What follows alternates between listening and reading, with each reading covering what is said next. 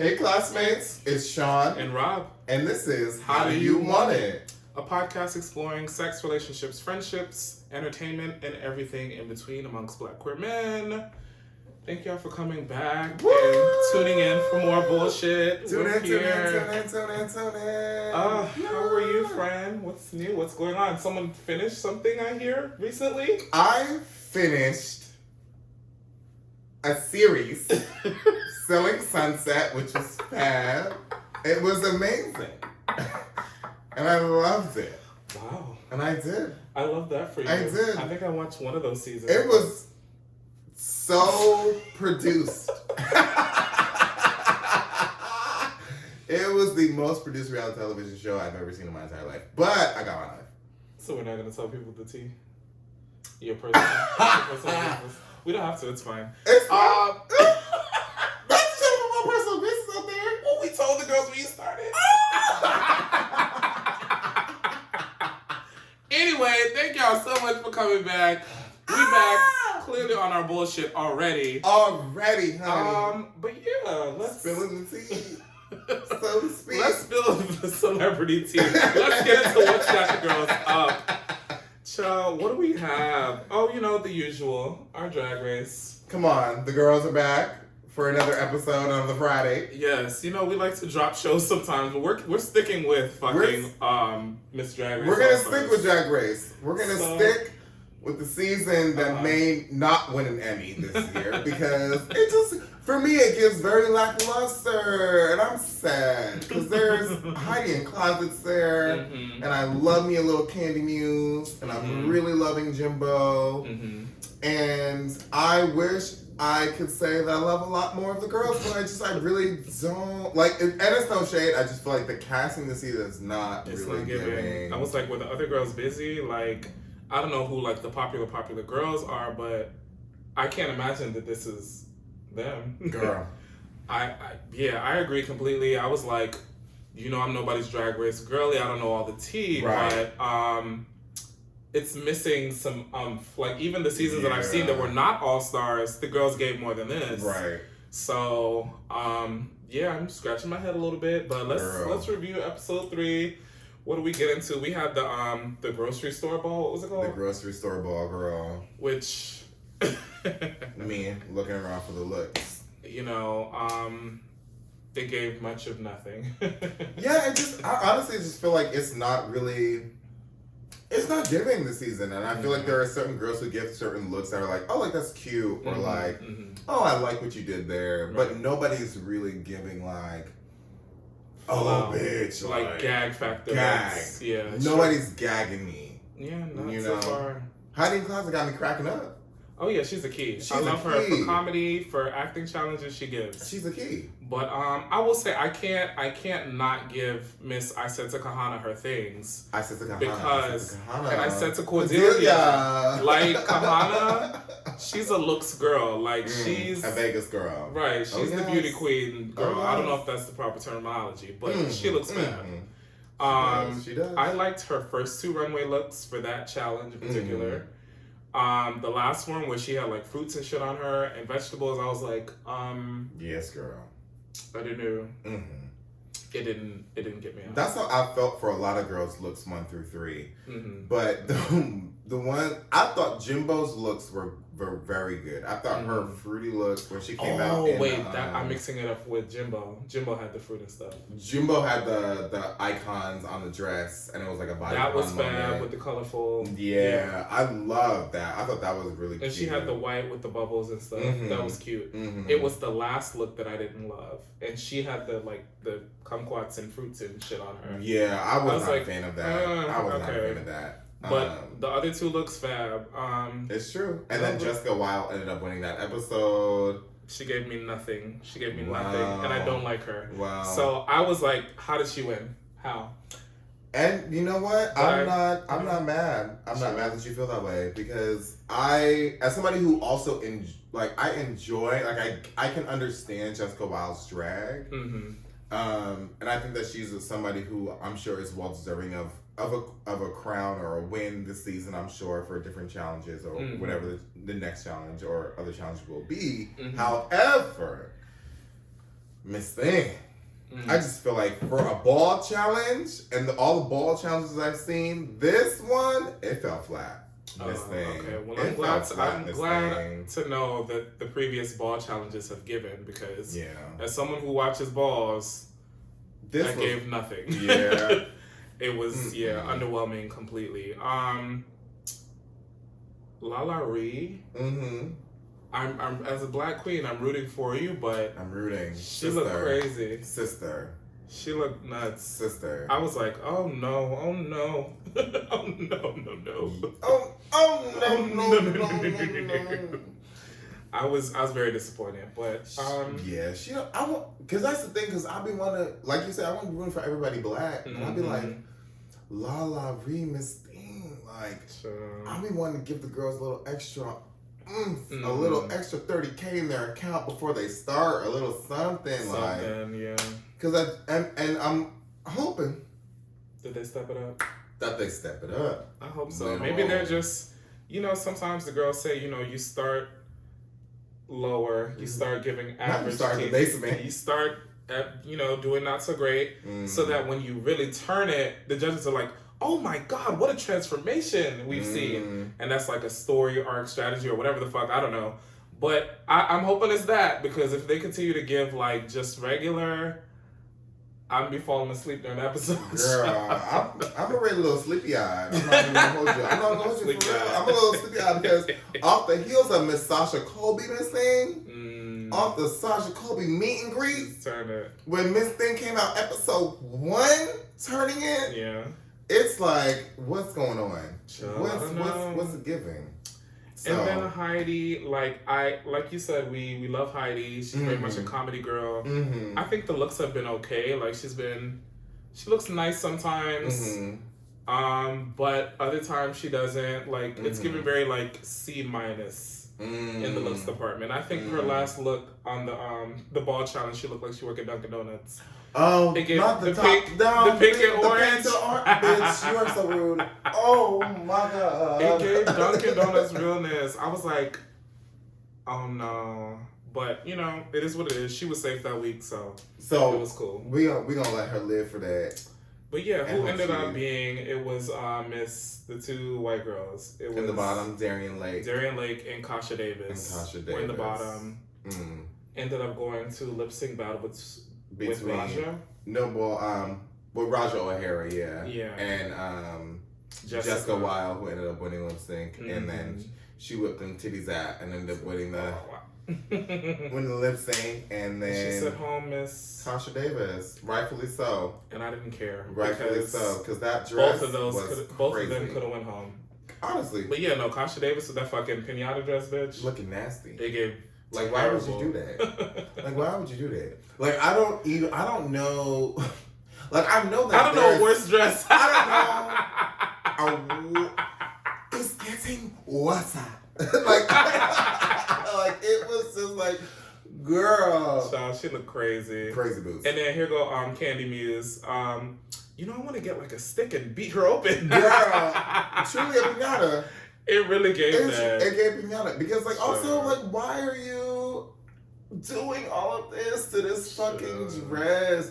Which is also why I'm, like, thinking about casting. I'm like, girl, like... Why did y'all bring her back? And I think that they be trying to bring back the girls from the older seasons. Yeah, because maybe they're forgotten or whatever they want. And I get it. And I like it because then you get to see... You get to see queens actually do like different things, like Jessica Wilde, even though you may not like my good sis, but I don't. I think Jessica Wilde is like still kind of funny. Like there's still like something that she like really adds that's a little bit of a razzle dazzle. It's called annoyance. Even if it's called villain annoyance. Yes. Everybody has a role. It's true. Well, that's bad. So that was episode 3. Terrible episode. Episode 4 was, the acting challenge. It's getting worse.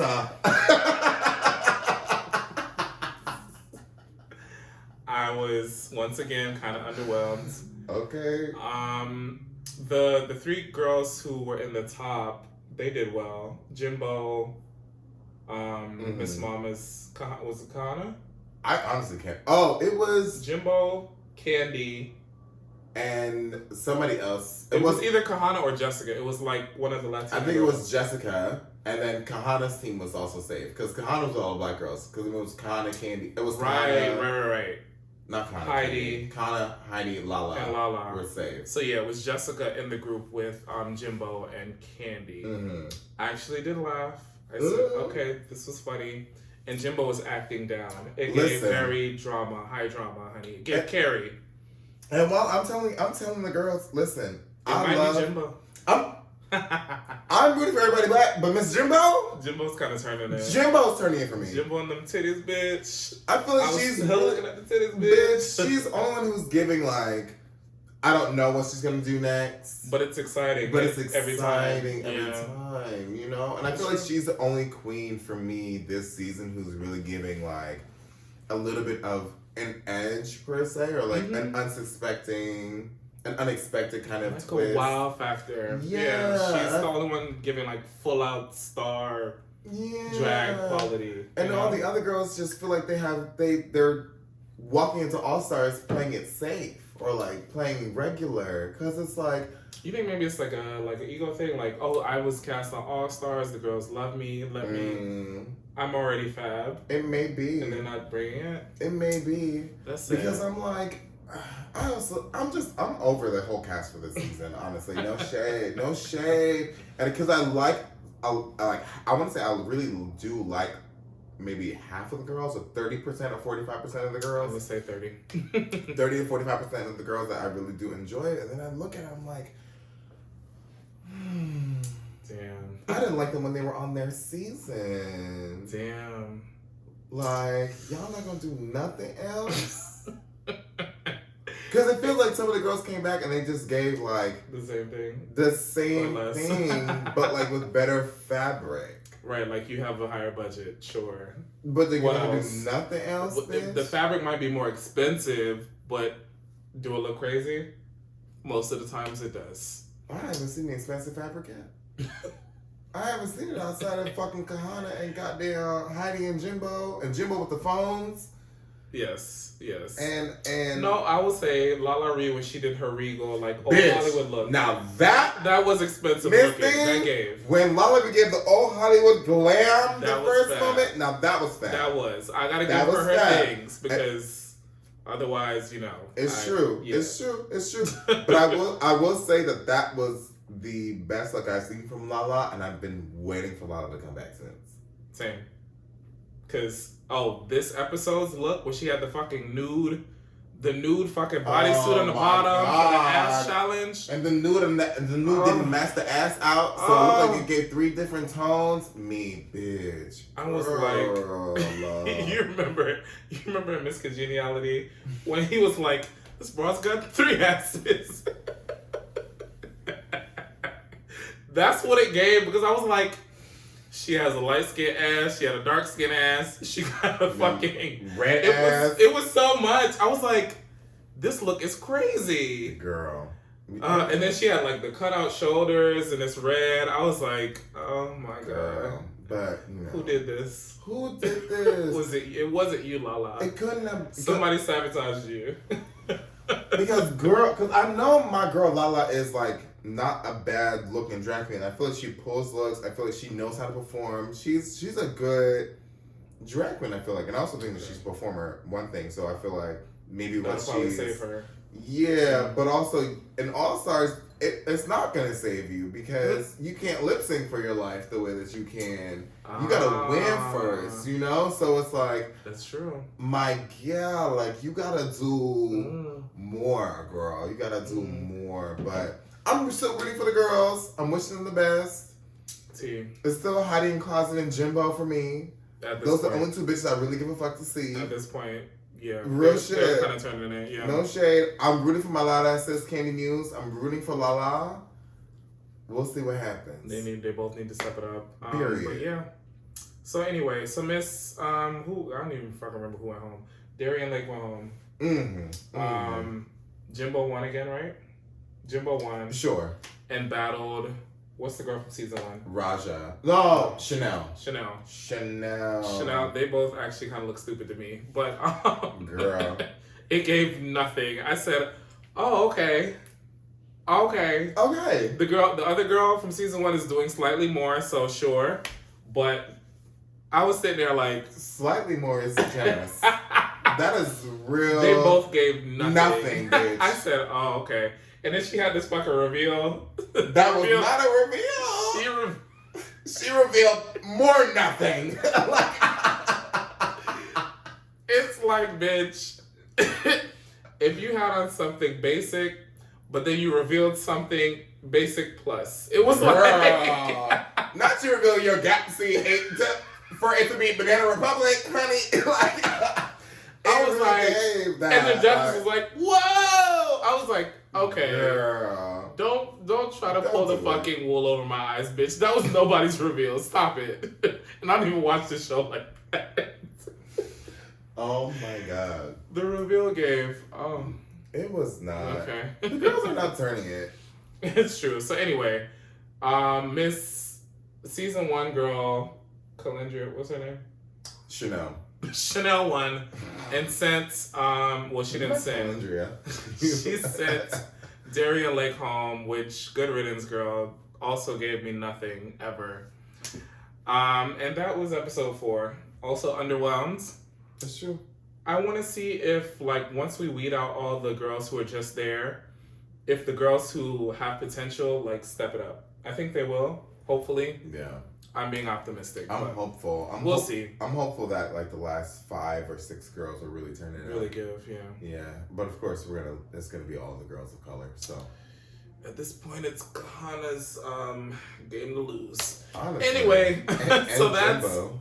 Yeah, Kahana and Jimbo are really kind of turning it. But yeah, so that's Drag Race. Let's move on to a less gay program. But is it less gay? Is it? Because this fucking season Is it, had the Diane? queers, honey. Survivor. We finally finished the season. Wow. What a season it was. We had 2 of the girls at the end. The two of the last men were the girls. So I 2 of the last men were the girls. I haven't seen any reports confirmed or denied about Carson's sexuality, so I won't comment. Okay, he does, yeah, give say that. that, but he's young. Who knows? Anyway, we had a very, I would say, really fantastic Final 5. We had Jam, we had Carolyn, we had Carson, the Tika 3, and we had Heidi and Lauren. Both women of color. Wow. Both interesting stories in their own, sort of respects. I was really rooting for Lauren. Lauren just gave me like roundaway Southern belle from Texas. She gave very much, I'm here for my kids. They motivate me. I thought I was good, but Survivor made me realize I could depend on people. And I'm even better. Right. She just gave me like a great story. Like spoiler alert, if she would have made it to the end, I think she would have won. But they took out our good sis at Final 5 because they knew she was a threat to win. Correct. Had she found that idol though, that would have turned it. That would have been the resume thing. She was looking literally right. She was literally right under the idol. She could taste $1 million. And she was right there. She's right. It's a shame nobody found that idol because that would have made the finale more like at another level. But yeah, so we get to Final 5. Lauren ends up going home. Who won immunity that day? Carson. Carson won the immunity challenge. And then Heidi won after him. Right. So Lauren goes home. I'm, sad and depressed about it because that's my good black sis. I want her to win. Upset. Shout out to Lauren. Shout out to Lauren. I met her at the watch party. She's so sweet. Her kids was there. Oh, her kids were there. It was so sweet. I was like, yeah, it was a really nice moment. She seems lovely. I love her. Yeah. I need her back. Bring her back, Survivor. CBS, if you're listening, I know you are. Bring her back. Bring back my sis Lauren. They're due for a reback. Like a returning season. Returning season. Not a reback. But they're due to bring the niggas from old seasons back. A reback, a return. They due for a reback. We got the reback with All Stars, but we need the Survivor reback. Bitch, get the fuck. Wow, it is from henceforth going to be known as a reback season, bitch. Wow, you ate that. We love a reback. I love a reback, bitch.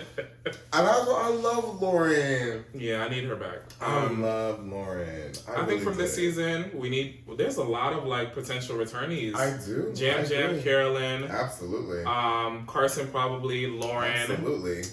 Well, I wouldn't say a lot. So interesting you didn't say Heidi.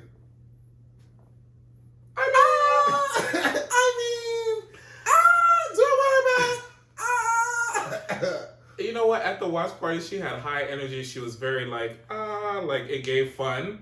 I think she was toning it down for the show because she didn't want to be seen as a threat. And I think that's smart. So I do think she was a smart player. She did what needed to be done. Mm-hmm.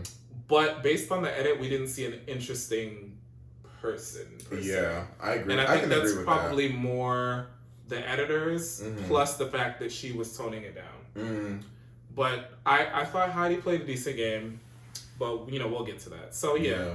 Final four, Heidi ends up winning the immunity challenge. Not the game show. She wins the final four immunity challenge. Right. And the people are talking. They're like, oh, my God, who's going to go to fire? Who's good at fire? Jam and Carolyn are both fab at fire, apparently. We see that. Then we see Carson struggling. And it's like, oh, shit, it's not looking good. So Heidi's like basically suggesting that I may give up my immunity and go to fire to take Carson out because Carson's the biggest threat as far as she's concerned. And that's what ends up happening. Girl. Gives up her immunity, which is very much a big move. When I tell you, bitch, I was like, who the fuck does that? It's debated a lot about in the Survivor community whether it's like a big thing or it's not. I think Heidi needed to do that in order to be seen as someone who did something. Yeah, who made a move. So it made sense. She did it. It was successful. She beat Carson at fire. Carson goes home. So it's Heidi, Carolyn, Jam, final three.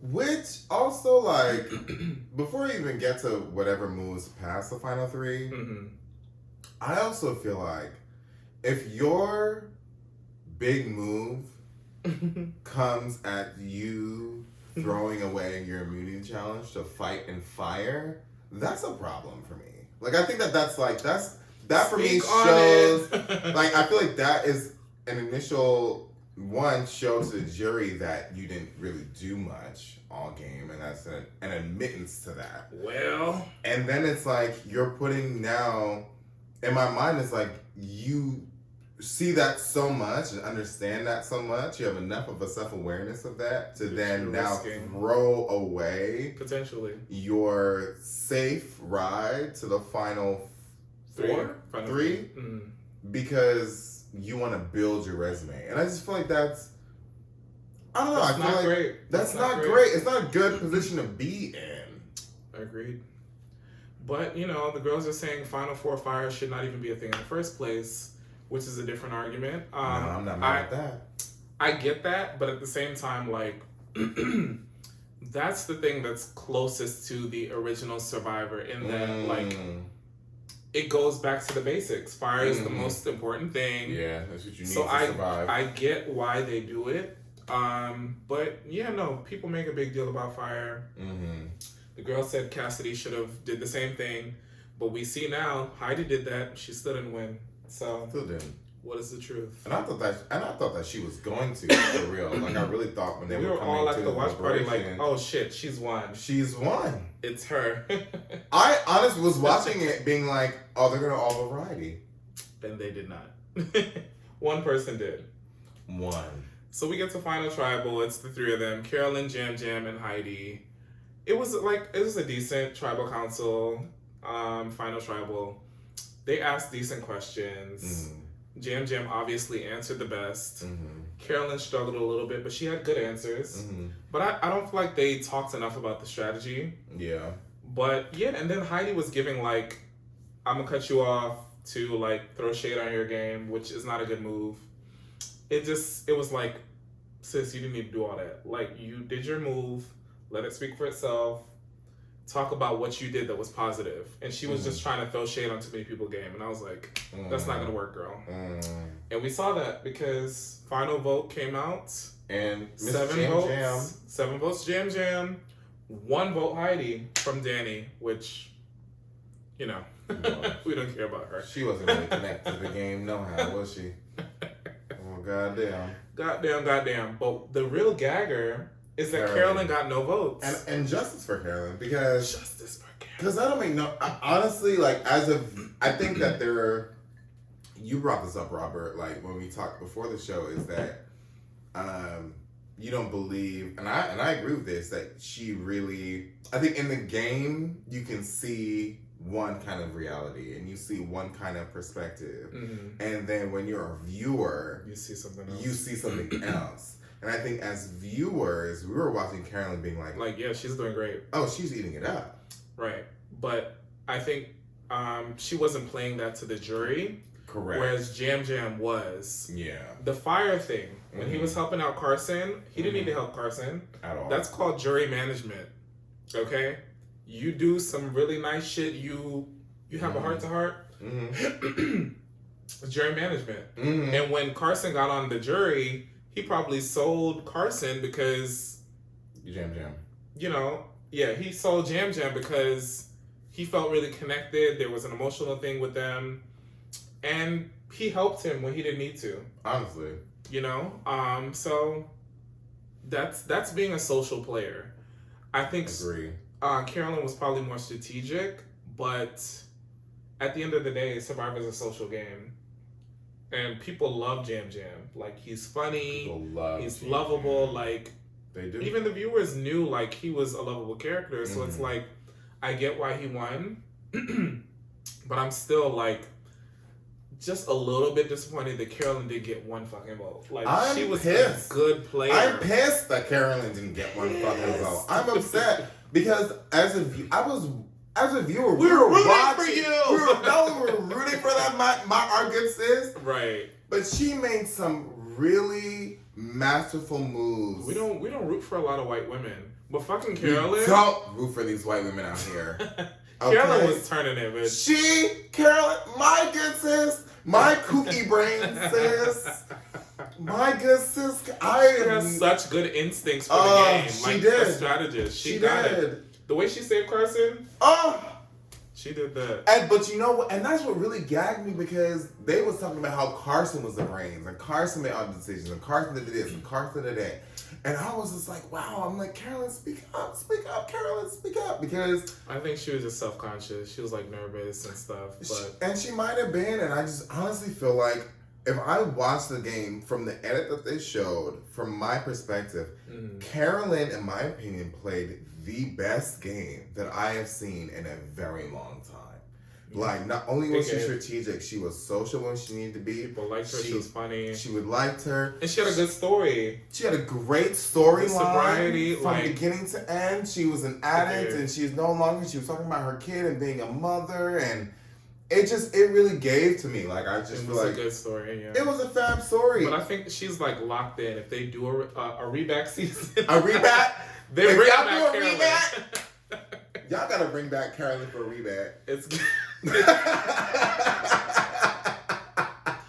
Y'all gotta reback my sis. It's no fucking shade to anyone. No shade to anybody else, bitch. But no, reback our sis. Reback our sis. Reback our sis, Carolyn. I love Carolyn. Yeah, what a great character. Shout out to our Carolyn, a friend to the show. A friend to many. A friend to many, and a friend to the show. Our good sis. I really love. I feel like also, low-key, I'm not even gonna hold you. Carolyn also is one of the, like, she reminds me of the reasons why I watch Survivor. So you like big characters. It's not even about big characters, I think. I think that she was just so authentic. She was just herself in a lot of ways. And herself in a way that she was her kooky self, or like whatever. But she was also her strategic self. Yeah. She was her intelligent self. Like, she was really like, she was like, I'm not gonna fucking work with these people. Like, they're fucking stupid. Or like, you know, she would say shit like that. She was like, I don't fucking trust them. Like, why would I ever do that? I get that a lot, yeah. You know, and it was like, I really fucked with Carolyn. Her, I did. I fucked with I think we all did. We'd be at the watch parties like, yeah, Carol. Yeah. Like going up for her. Yeah, what a great character. Wow. But yeah, so that was Survivor. Congratulations to Jam Jam. Yes, congratulations, Jam. A queer winner. We haven't had one since season 15. A queer Puerto Rican winner. Yes. Okay, a man of color. What is they in Spanish? Caribana? How does it Caribbean in Spanish? I don't know, but shout out to Jam Jam. Caribeña? Is that how it go? I have no clue what you're talking about. But Caribbean. I don't know. I don't know, bitch. You brought it up. Anyway, shout out to Jam Jam. And shout out to Survivor. You know, that's coming to an end, so we might find another little program to add into the mix after that. We'll see what happens. Maybe, but the new y'all season's suggest coming up. something. It's September. That's a while away, Girl, but well, it's the fall. if y'all have a show you think we should watch, let us know. What are y'all watching or whatever. Absolutely. It can't be scary because I don't like scary pussy. You don't like scary. But yeah, so that is what's got the gays up. A slightly sadder note. R.I.P. to the icon, the legend, Miss Tina Turner. Miss Tina Turner. Passed away at 88. Wow. What a long and beautiful 88, full life, 83. though. 83. You're probably right. I'm sorry. But yes, she lived a long life is the point. Right. And an iconic life. Yes, praise God. 7-time Grammy Award winning artist, Rock and Roll Hall of Famer twice. When she was with that nigga Ike, but she got it again as a solo artist. Yeah, the muse of Miss Angela Bassett who did the thing in her portrayal of Tina, and the overall mother of our icon, of our mother, King B, Janelle Knowles Carter. It's true, her fave. You know, and Miss Tina, for the girls who don't know, is the queen of rock and roll. It's true. It's true. You know, there would be not. There would not be. There would not be. Be not. Okay. It's true. With like real rock and roll music and like women and black women in rock and roll and black women in just in that genre. She's a trailblazer. Oh my God! Wow. Yeah. What a life.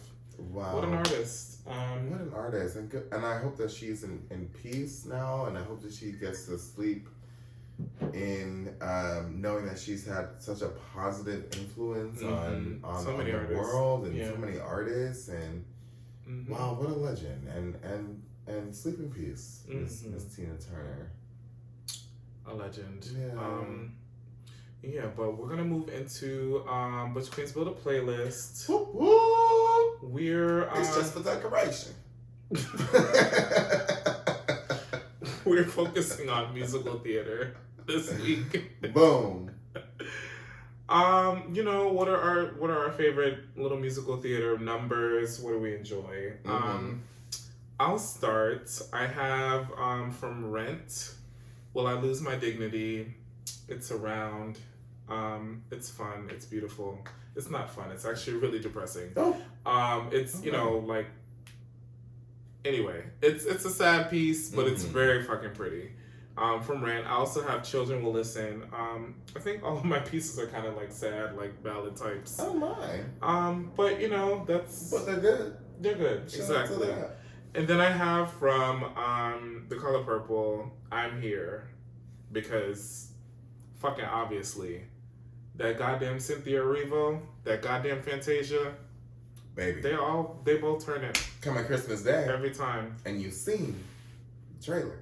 Oh, yes. Oh, yes. Wow. That goddamn Halle Bailey strikes again. I don't know a better starlet. I don't know a better one. She is a starlet. When she comes out with her solo music, because she's always teasing it, we're going to gag. If she comes out with this year, I'm going to fucking scream. Oh, yes. Wow, I feel like a month or two from now, we're going to be like, okay, on to the album review. Or like, she's going to be on a new Bops playlist that we make, bitch. It's going to give, because anytime she samples something, it's so good. I'm going to gag if she drops this fall. I would love gag. it. The fall songstress. Let's do it. Wow. I need it. I love a fall songstress. Beyonce's a great fall songstress. It's true.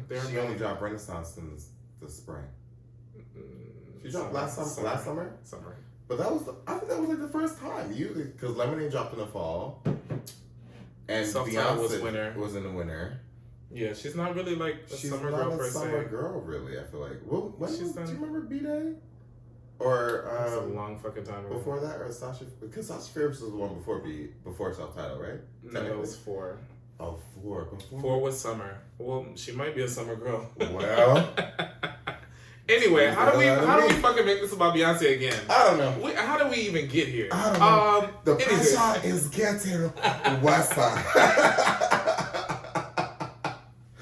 Yes. Anyway, those are my 3 songs. Mm-hmm. But if y'all haven't seen that damn Color Purple trailer, you need go to. fucking tune in. It's riveting. Yes. Anyway, speaking of riveting, what do you have? Let me pull up your song. I know me. What are my other 3, bitch? My other 3 were a Color Purple song, Push the Button, which I love. Mm-hmm.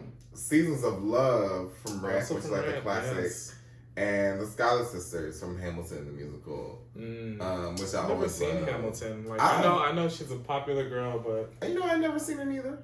But sometimes them songs be good. They be in. I know them that what they call them the soundtracks. I know the soundtrack. The soundtracks be good. The sound do be tracking. The sounds do be tracking. It'd be good. It'd be good. The soundtracks do be good. Let me see something. Lin-Manuel Miranda. He be fucking up them soundtracks. He do. It's true. It's true. All right, stress. Yeah. But yes, that's Butch Queens Build a Playlist, Musical Theater Edition. Let us know what your faves are, what you like, what you enjoy. Oh, yes. And we're going to move into the last segment. How do you want it? Boom, boom. Yes.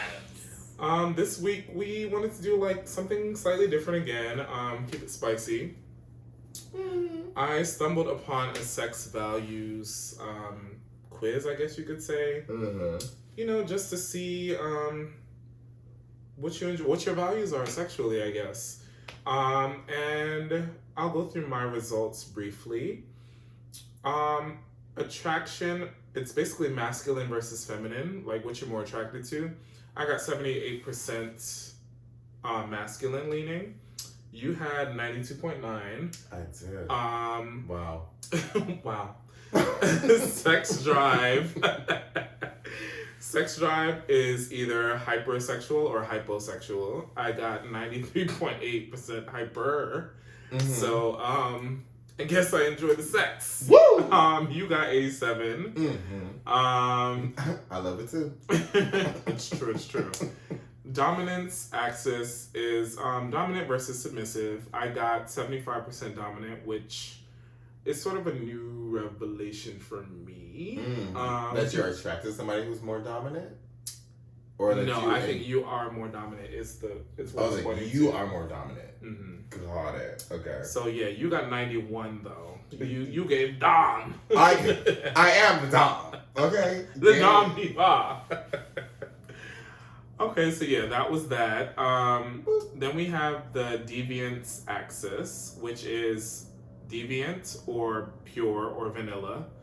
Mine was 71.9% pure or vanilla. So bad bitches to the left. To the sorry, left. I had to. It was right there. Sorry. Money bitches to the right. You had 62.5% pure. Okay, I said stand in the middle, dance all night. Okay. Yes. And then we have the affection axis, which is affection versus hedonism. And hedonism is like more about pleasure, more about that side of things. So affection, obviously more affectionate, lovey-dovey type shit. Right, whereas hedonism is more like... Pleasure is the ultimate goal. Which I found interesting. For me, I got 62.5% hedonism versus... and I was 50-50. Yeah. So you like a good mix of both, and I like that. Yeah, how did you feel? Because I feel like mine actually I feel like it was pretty accurately tracked like what I liked and who I am or whatever. Do you feel like that was accurate for you? Yes. I thought perhaps the masculine leaning was a little bit more masculine than I would have thought. I thought it would have been closer to 60% masculine, but I had 78. And then the dominant thing also kind of surprised me. But like I said, this is a new revelation for me in terms of that side of myself, which I've been enjoying.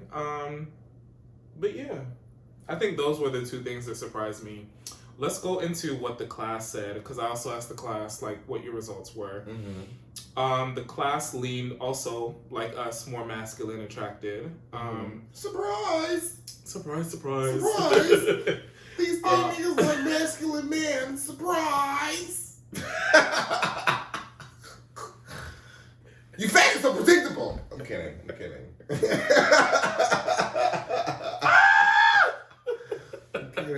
I love y'all. She didn't mean it.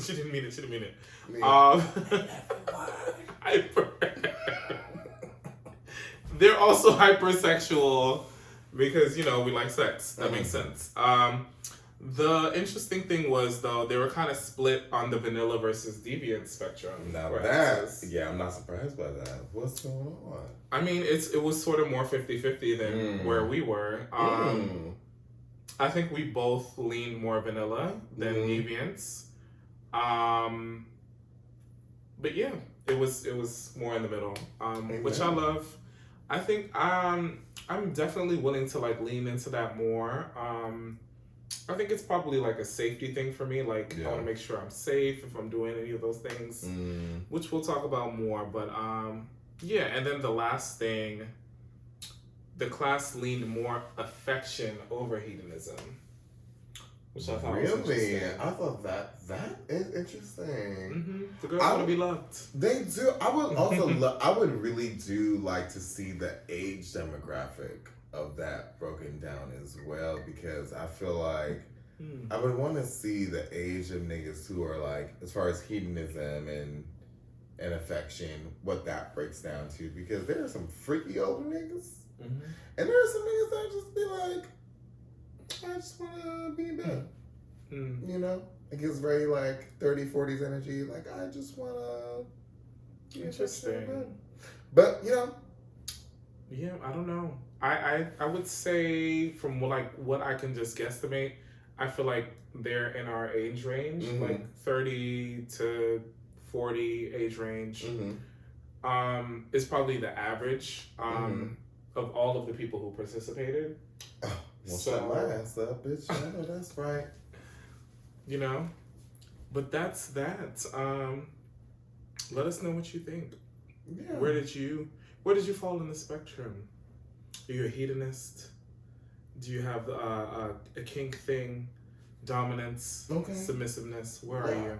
It's like whips and chains. Have to be told what to do. Okay. What to do? Like to be grabbed by the throat.